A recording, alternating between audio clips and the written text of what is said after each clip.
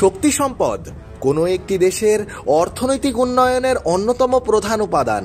একটি দেশের অর্থনীতির মূল চালিকা শক্তিরূপে কাজ করে এই শক্তি সম্পদ। ভারতের ক্ষেত্রেও তার ব্যতিক্রম কিছু নয়। জনসংখ্যা বৃদ্ধির সাথে সাথেই বাড়ছে পেট্রোল ডিজেলের মতো শক্তি সম্পদের প্রবল চাহিদা। কিন্তু দেশে খনিজ তেলের অপ্রতুলতার কারণে বহু বছর ধরেই বাইরের দেশগুলোর ওপর নির্ভরশীল ভারত। তার পাশাপাশি আরব দেশগুলোর ওপর অতিরিক্ত নির্ভরতা অনেক ক্ষেত্রেই ভারতের অর্থনৈতিক এবং বৈদেশিক নীতির স্বাধীনতাকে প্রশ্নের সম্মুখীন করেছে। তাই এই সমস্ত সমস্যাকে সমাধান করতে এবার এগিয়ে এলো দেশের ক্ষমতাসীন মোদী সরকার। তাদের অসাধারণ বৈদেশিক নীতির ফসল এই যে সম্প্রতি রাশিয়ার সর্ববৃহৎ তৈল উৎপাদক সংস্থা রসনেফট এবং ভারতের রিলায়েন্স সংস্থার মধ্যে তেল বিক্রির একটি চুক্তি স্বাক্ষর হয়েছে।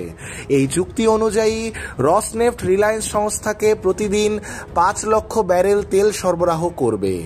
অর্থাৎ প্রতি বছর প্রায় 182 মিলিয়ন ব্যারেল তেল রিলায়েন্সকে সরবরাহ করবে রসনেফট, যার মোট মূল্যমান বছর শেষে দাঁড়াতে চলেছে 12 থেকে 13 বিলিয়ন ডলার।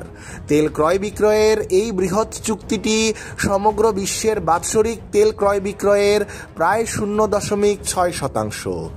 আরব দেশের তেলের তুলনায় রাশিয়ার তেল অত্যন্ত সস্তা এবং গুণমানে যথেষ্ট উন্নত মানের হওয়ার কারণেই রসনেফটের সঙ্গে এই চুক্তি স্বাক্ষর করা হয়েছে বলে জানা যাচ্ছে।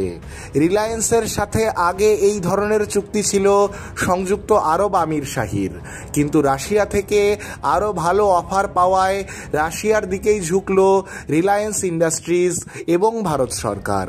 এতে একদিকে যেমন ভারতীয় অর্থের অনেকটাই সাশ্রয় হলো, তেমনি শক্তি সম্পদে আরবের একাধিপত্য খর্ব হলো অনেকাংশে, যা ভারতের অর্থনৈতিক এবং বৈদেশিক নীতির ক্ষেত্রে স্বাধীন সিদ্ধান্ত নিতে অনেকটাই শক্তি যোগাবে বলে ধারণা করছেন বিশেষজ্ঞরা।